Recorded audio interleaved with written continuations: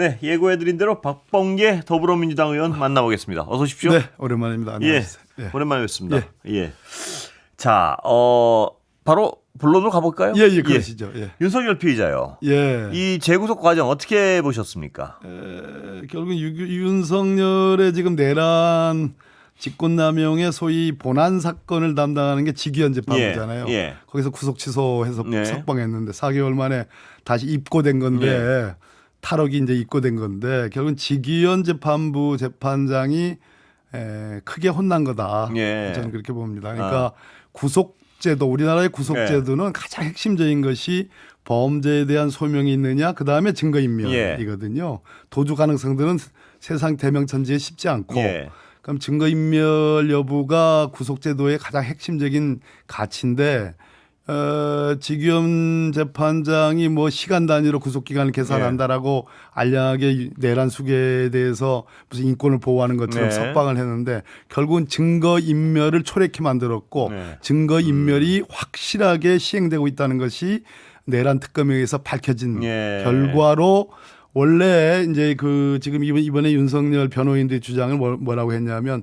아니 내란 수계 그리고 직권남용의 범죄 안에 그 지금 그 이번에 재청구된 그 범죄 사실들 다 포함돼 있지 않느냐. 다 포함돼 있지 않느냐. 결국 이것은 이중 구속이다. 재구속 제한에 해당한다라고 주장한 건데 서울중앙지법의 영장 전담이 그거 택도안대로 소이다. 뭐냐 왜냐하면 너무 증거인멸의 이러한 흔적들이 너무 많기 때문에 거기다가 윤석열의 변호인들이 세상에 뭐 김성훈 차장이라든지 또는 뭐 누굽니까 강희구 실장이라든지 이 사람들 수사에 왜 거기에 낍니까? 웃기잖아요. 거기서 잘하면 방어를 했어야 되는데 오히려 증거인멸의 흔적을 더 많이 남겨서 결국은 최종적으로 직위원 본안재판장의 석방 조치는 잘못된 것이 확인되는. 그거를 다른 판사가 잘못됐다고 말을 한 격이 되는 거죠. 영장 전담 판사. 그 전에 더 나가기 전에 직위원 판사는 이 정도의 판단을 한 거에 대한 어떤 모종의 책임을 어떤 방법으로 져야 되는 거 아닙니까? 어떻게 보십니까? 흔들면 흔들린 사람이라고 제가 이 자리에서도 한번 언젠가 얘기한 것 같은데 지금 뭐 많이 이제 좀 이렇게 두려워하는 것 같아요. 이 사건의 엄정함이 얼마나 큰 것인지를 그러고 있는데 적어도 지금 이제 어제 바로 영장이 발부된 뒤에 구속이 된 뒤에 어제 그 이제 저 재판은 안 나왔잖아요. 그래서 다음 재판에는 적어도 직위원 부장이 뭐 여러 가지 혐의들도 있습니다만 대국민 사과나지는 본인의 구속 취소에 대해서 뭔가 심심한 유감 표시라도 해야 되는 거 아닌가 그런 생각이. 그렇습니다. 가만히 있기에는 너무나 말이 안 되죠. 불과 4개월 만에 시정된 거잖아요. 본인을 위해서도 가만 있는 게 안 좋을 것 같은데. 맞습니다. 자, 그럼 직위원 판사가 본안을 계속 맡게 되는 거 아닙니까? 어차피. 현재로서는 그렇습니다. 앞으로 어떻게 되는 겁니까? 재판은 그럼 이 특검 수사랑. 그 특검이 이번에 구속영장을 청구한 혐의들이 한 7, 8개가 되는데 그러한 혐의들뿐만 아니라 앞으로 계속 이제 입고를 시켰으니까 여러 가지 지금 내란 특검의 대상들에 대한 수사를 촉촉촉 하지 않겠습니까? 외환죄가 그 대표적인 것이고요. 그리고 그 노상원의 그 수첩 내용도 역시 주요 사항들인데 어쨌든 이번 구속영장 청구에 들어가 있는 범죄 사실들은 어느 정도 소명이 됐기 때문에 추가 기소를 할 겁니다. 20일 이내.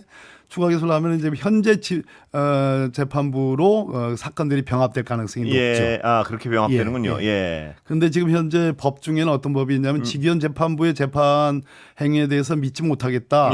그래서 특별재판부를 구성해서 특별한 판사들에 의해서 이 내란죄의 사건의 엄정성에 걸맞게 재판을 해야 된다라는 그런 법안들이 나와 있습니다. 그것이 지금 굉장히 또 중요한 관심 대상이죠. 그쪽으로 갑니까 민주당은? 대선 전까지는 그쪽으로 가는 분위기였습니다만 지금 검찰청법 폐지 등의 또 뭐 중수처법안이라든지 또는 국가수사위원회 같은 그러한 정말 엄청나게 큰 이슈들 검찰개혁 법안 이슈들이 있기 때문에 그 부분은 앞으로 향후 조금 더 검토를 같이 해야 되는 사안 아닌가 싶습니다. 그러나 직위원 재판부가 그 본안에 대한 판단을 계속하게 놔둔다는 것도 굉장히 불안한 건데 어떤 그런 판단을 한 판사라서요. 틀림없는 말씀입니다. 그 점에 대해서는 엄정하게 대책을 강구해야 된다고 생각합니다. 이게 참 아직도 불안해하잖아요, 국민들이. 이런 그렇습니다. 부분은. 예, 이게 지금 정권 그렇습니다. 그런데 윤석열 씨 입장에서 보면요, 뭐 온갖 어떤 잔기술은 다 부리는 것 같은데 법에 그게 또 잘하는 것 같지는 않아요. 보면. 뭔가요, 보시기에 저 대응의 어떤 모양새는 어떻게 평가하세요? 제가 여기서 누누이 말씀드렸지만 윤석열 검사는 기본적으로 특수부 검사의 전형으로 목표를 정해서 징계가 앞으로만 잘했지. 그것도 잘한 것도 아닙니다. 윤석열 검사 등등의 윤석열 라인의 특수부 검사들이 했던 기소 사건들이 무죄율이 많아요. 더 높아요. 무리했다 이거죠. 그러니까 무리합니다. 자, 공격에만 전념을 했고 공격도 시원찮은데 결과적으로 자기 윤석열 입장에서는 3년 만에 정권 뺏긴 거 아니겠습니까? 방어에 대해서는 얼마나 능숙하겠습니까? 능숙하지 않아요.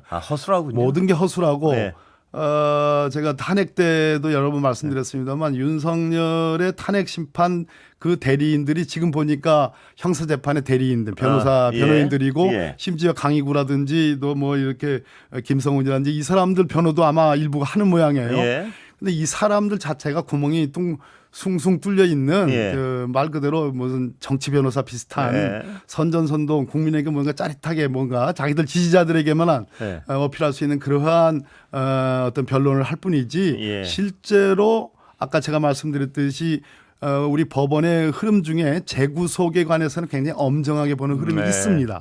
이미 기소돼서 재판받는 사람을 본안재판부가 풀어줬거든요. 즉 지분 90% 갖고 있는 회사의 법인이 내준 거예요. 그 물건을 내줬으면 그 뒤에 다른 그 지분 10% 갖고 있는 영장 전담 또 특검이 재구속 청구를 하면 그거 짜게 봅니다.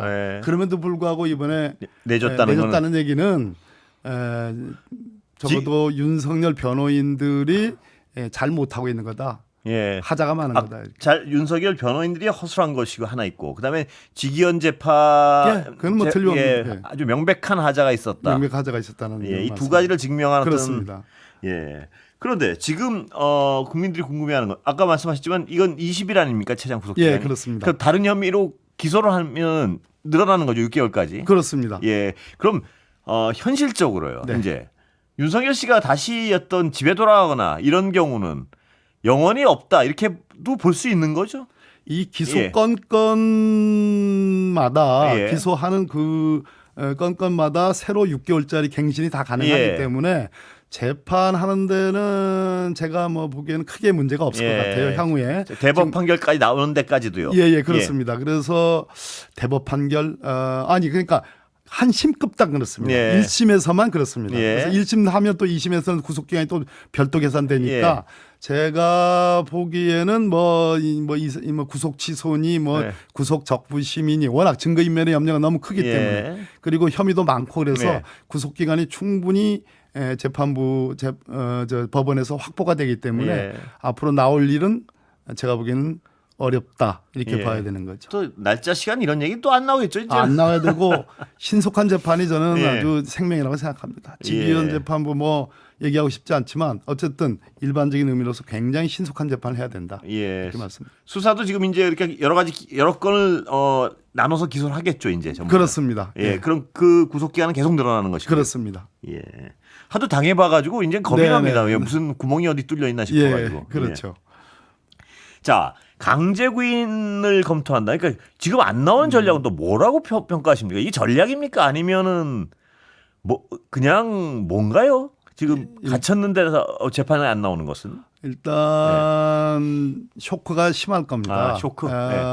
윤석열 피의자의 변호인들의 수준을 아까 제가 말씀드렸고 이 사람들이 윤석열 당사자에게 아마 재구속의 제한, 아까 제가 말씀드린 그것에 대한 굉장한 주입을 했을 거고 윤석열 자신도 법률가니까 야 그래 뭐 저 내란 중에 있었던 무슨 증거인멸이라든지 그 허위 공문서 작성, 뭐 사후 저 계엄 선포문 그거잖아요. 그리고 저 서버 그거를 지우라고 삭제하라고 하는 거. 야 그런 거 전체 내란행위 과정에 있었던 건데 이게 무슨 뭐 별도 범죄가 되냐? 아마 윤석열의 머리 수준에서는 그렇게 생각했을 겁니다. 그래서 그 구속영장이 기각됐을 가능성을 굉장히 기대했고 그렇게 했었을 겁니다. 그 머릿속이야 뭐 우리가 안 들어가서 모르겠지만 여기 나오시는 그 서정욱 변호사라고 아시죠? 예.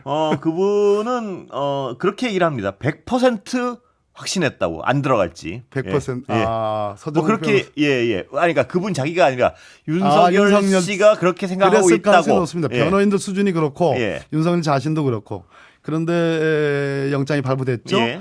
그러니까 그 쇼크가 굉장히 클 것이고 그런 상황에서 당일 이제 새벽 3시에 지금 영장이 발부되고 그날 10시에 직위원 재판부에 본안 재판이 있는데 예. 그거 뭐 그것도 건강상 이유로 지금 안 나갔고 예. 이번에 지금 오늘자에 지금 소환한 거 특검이 소환한 거에서 지금 건강상 이유로 안 나갔단 예. 말이에요. 그런 상황에서 지금 다른 이유를 될 것이 지금 별로 없습니다. 건강밖에 없는 거죠. 건강밖에 예. 없어요. 근데 뭐 건강이라는 게 뭐 어제 엊그저께 저 영장 심사 받을 때 나갔을 때 그 얼굴과 예. 뭐 하루 이틀 사이에 심리적 충격 외에는 다른 건강이 예. 있지 않죠. 예. 예, 그런 측면에서 그거밖에 핑계를 댈 게 없는데 예. 결국은 특검 쪽에서 이 구속영장이 발부되면 예. 별도의 구인장 발부 없이 구속영장의 효력만으로 예.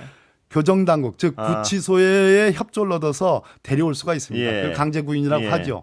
근데 뭐 버티고 있으면 예. 뭐 어떡합니까 그럼 진짜 그 현실적으로 글쎄요 포승에 꽉꽉 묶어가지고 끌어올른지는 예. 모르겠습니다. 그것도 예. 원래 이론적으로는 이론적으로 가능한, 가능한 얘기죠. 예. 이론적으로는 예. 그 이제 강제 구인이고 버티면, 예. 그것이 불가능할 때 예. 뭐 현장에 가서 그건 안 하겠다고 발표했으니까요. 방문 조사를 해야 예. 되는데 그건 안 하겠다고 예. 하니까 일반 피의자처럼 강제 호송에 의한 그런 구인 방법으로 소환을 하겠다라는 것이 지금 특검의 입장인 것 같습니다. 원칙적으로 보면 험한 꼴 당할 수도 있겠군요. 험한 걸 계속. 당하죠. 예, 계속 그것에 버티다가. 국민적 여론이 굉장히 강하지 않겠습니까? 그렇습니다. 예.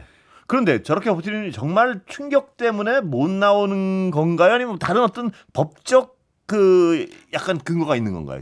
저렇게 하는 거예요? 법적 근거 아니 법적 근거가 아니고 예. 어떤 대응의 어떤 방법으로 생각하는 건가요? 보시기에는. 지금 뭐 한 4차례 정도 접견을 했다는 거 아니겠어요? 예. 지금 영장 발부된 예. 이후에 그거 자체가 다 작전 짜느라고 하는 거 예. 아니겠습니까? 큰 기조로 지난번 공수처의 처음 수사 때나 시간 끌기. 예. 큰 기조로 이게 예. 수사에 협조하지 않고 예. 설사 뭐 소환에 응하더라도 또는 방문 조사를 하더라도 물어보는 거에 다 묵비권 행사한다. 예. 이런 기조를 정하는데 아마 지금 시간을 할애할 겁니다. 아 그래요. 기조와 전략을 짜는데. 근데 재판 자체를 안 나가서 강제구인 얘기까지 나오는 거는 시간 끌기인가요? 저건 전략적으로 보면?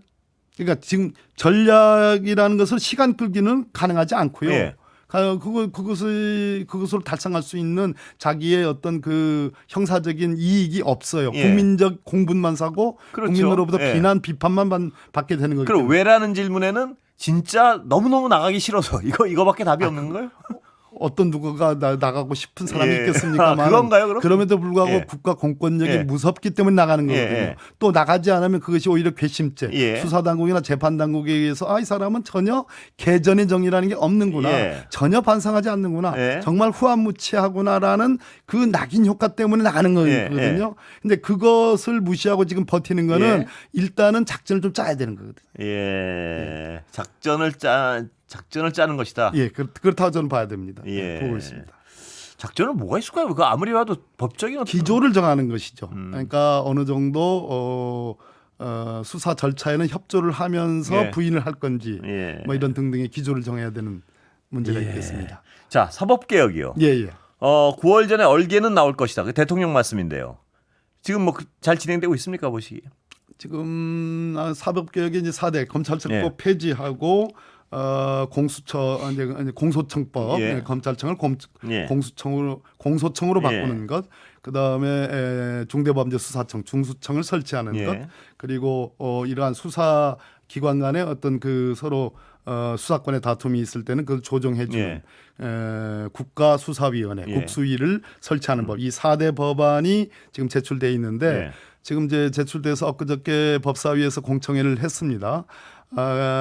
저희 민주당의 법안이고 물론 네. 조국 혁신당도 비슷한 법안을 냈습니다만 민주당의 당론을 만들어야 됩니다. 예. 당론으로 가기 위한 절차들이 있을 거고 그 이전에 TF를 만들어서 어느 정도의 그 치열한 토론과 쟁점을 드러내는 일들이 예. 해야 되고 그래서 민주당의 법안이 만들어지면 민주당의 당론이 예. 형성이 되면 이 법사위 통과가 되고 본회의 통과가 되겠습니다. 예. 그것은 대체로 추석 밥상머리 직전이 아닐까 그렇게 예측은 그렇게 하고 있습니다. 예. 그렇게 해야 됩니다. 왜냐하면 뭐 철도 뜨거워졌을 때 그렇습니다. 두드려야 되는 예. 거고 햇빛이 났을 때 곡식도 예. 말려야 되는 거 그렇습니다. 아니겠습니까? 지금 놓치면 저는 쉽지 않다고 생각합니다. 지금 의원님 생각하시기에는 가장 뜨거운 부분은 어딘가요? 지금 국가수사위원회라는 예. 것은 일종의 지금 저 아마 들어보셨을 겁니다. 지난번 이재용 삼성전자 회장이 저 삼성물산 제일모직 합병 때에 대검의 수사심의위원회, 수사심의위원회 소집해가지고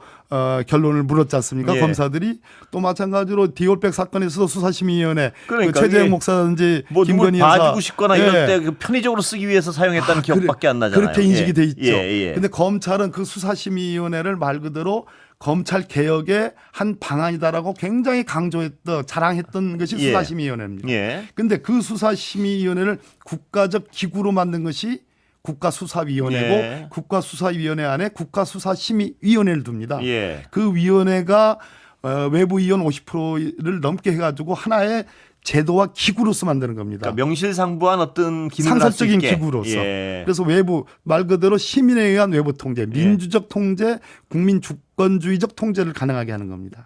얼토당토하게 기소를 안 하거나 해야 되는데. 그렇습니다. 이런 통제를 실질적으로 하겠다는 것이죠, 그러니까? 기소와 불기소가 두 개가 있을 거 아니겠습니까? 기소는 소위 검찰청이 공소청으로 바뀌고 공소청 안에 공소심의위원회를 둬가지고 이 기소가 적정한지를 판단하게 합니다. 불기소 봐주는 사건에 대해서는 중수청 안에도 수사심의위원회가 있고 아까 제가 말한 국가기구로서 국무총리실 산하에 소속의 국가수사위원회, 국가수사심의위원회를 둡니다. 상설적인 기구고 외부위원이 50%가 넘는 이 속에서 말 그대로 봐주는 것이 문제가 있는지에 대한 이의 신청을 받아서 심사하게 하는 겁니다. 그 부분이군요. 제도화되는 측면에서 기존의 검찰 대검에 있었던 수사심의위원회와는 격이 다른, 질이 다른 것이라고. 실질적인 역할을 할 수 있다. 그렇습니다. 그리고 시간은 뭐 많지 않은데요. 아까 제가 질문 하나 흘리고 왔는데 윤석열 씨 외환죄 관련해서는 입증이 가능합니까? 어떻습니까? 보시기에. 외환죄의 구성 요건이 적국에 대해서 통모해야 되는 겁니다. 그런데 북한은 우리나라의 반국가 단체지 국가로 인정 안 됩니다. 국가보안법상. 그런데 형법상에 과거 83년 판례가 있었습니다. 형법상의 간첩죄도 적국을 대상으로 하는 겁니다. 적국과 통모해서 간첩 행위를 하는 겁니다. 이때 83년 판례에 우리나라 대법원이 예외적으로 간첩죄의 경우에는 북한이 반국가 단체 아니라 준국가다라는 설치를 한 적이 있습니다. 그렇다면 이번 무인 드론기 뭐 저도 그 얘기를 폭로를 했습니다만 평양 상공에 드론기를 엉터리로 띄워가지고 고의적으로 적발되게 해가지고 전쟁을 유도했던 이 행위에 대해서 외환죄는 적용이 가능하다고 생각합니다. 처벌 가능하군요. 83년 대법원 판례를 적용하면 가능하다고 생각합니다. 그 행위 자체가 그러니까 이 국가를 적국이 없이 우리 국가를 전쟁에 몰아넣었다는 그거 자체만으로 처벌이 가능하다 이 말씀이시죠? 그렇습니다. 북한을 반국가 단체보다 더한 하나의 준적국으로 보고 준적국에 유리한 그 분명한 대법원 판례가 있단 말씀이시죠? 83년에 간첩죄 판례가 있습니다. 그렇다면 외환죄의 기소 가능성이 전 있다고 보고 특검에서도 그렇게 결정을 하면 좋겠습니다. 기다려보겠습니다. 감사합니다. 말씀 잘 들었습니다. 감사합니다. 박범계 더불어민주당 의원이었습니다. 감사합니다. 고맙습니다.